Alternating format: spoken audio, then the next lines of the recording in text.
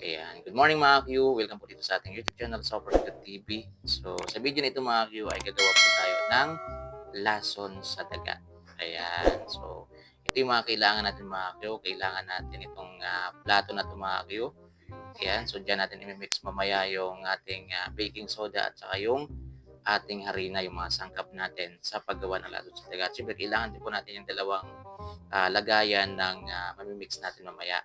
At dyan natin ilalagay para ilagay sa mga kasulok-sulukan ng bahay natin mga Q. So ngayon, syempre kailangan din po natin dyan mga Q ng asukal. Yan, ayan po, meron po tayong asukal. Yan muna yung una nating sangkap. Mga Q, number 1 po talaga yan, baking soda. Yan, at saka harina. Yan, so yan po talaga yung pangunahing sangkap natin mga Q. At syempre maglalagay din po tayo ng asukal. Yan, pangpatamis po yan mga Q. Dito po sa gagawin nating panglason sa daga. Yan, alam naman natin mga Q, yung daga ay mahilig po talaga yan sa mga matatamis mga Q. So ito yung parang pang-akit po sa daga para kainin po yung gagawin nating lason sa daga mga Q. Pero yung papatay talaga sa daga dyan mga Q ay yung baking soda natin.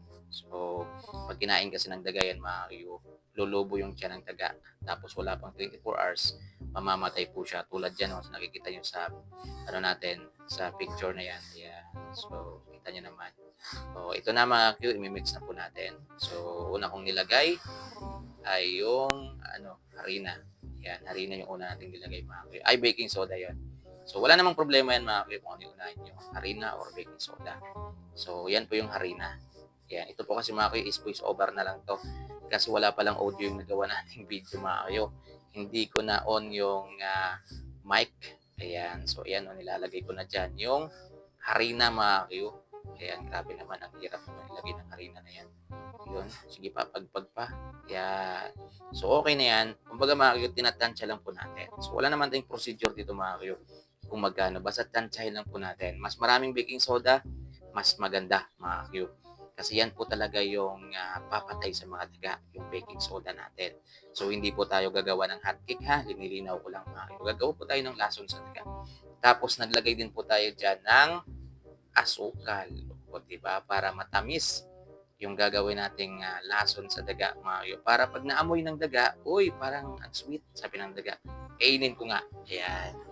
So, akala niya mga Q pagkain. Yun pala ay lason na para sa kanila.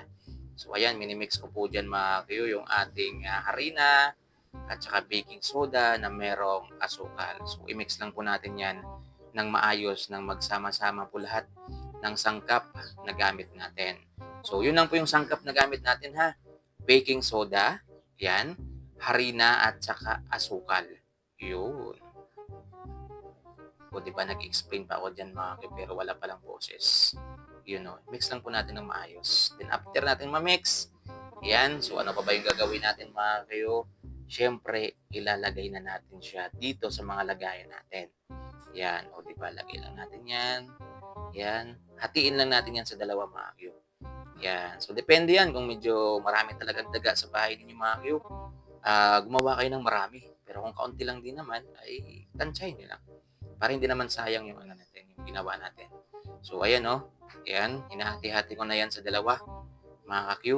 Yun. O, diba? Yan. Medyo marami yan. Ilagay natin sa kabila yung iba. O, diba? Sumusunod naman siya. O, yan. Sige. Busin mo para hindi sayang. Okay. Ayan. Ayos na yan mga ka-Q. Goods na yan. Ayan o. Pinagpag pa talaga o. Grabe talaga. Ayan. So, ayan mga ka-Q. Okay na po. At ngayon, ay ilalagay na natin siya mga Q sa mga kasulok-sulukan ng bahay natin. Kaya tara, samahan niyo po ako. Ilalagay na natin to. Ayan. So, ito yung isa mga Q. Dito ko po siya ilalagay.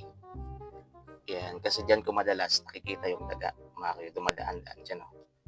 Ayan. At itong isa mga Q, ay dito ko rin siya ilalagay. Ayan. So, napakaganda ng pwesto dyan mga Q. So, alam nyo kasi mga Q, yung daga, mahilig talaga yan sa mga kanto ng bahay natin dumadaan.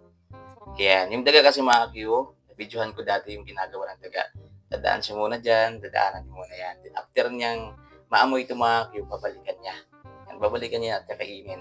At yun nga, wala pang 24 hours yung iba nasa ano lang 10 hours nararamdaman na yung ano, yung parang lumulobo na yung tiyan, tsaka namamatay na lang sila mga Q. So, yan, gawin niyo po yan mga Q kung gusto niyo mapuksa, gusto niyo mapatay yung mga daga dyan sa loob ng bahay ninyo at ayaw niyo bumili ng napakamahal na mga lason sa daga ngayon mga Q.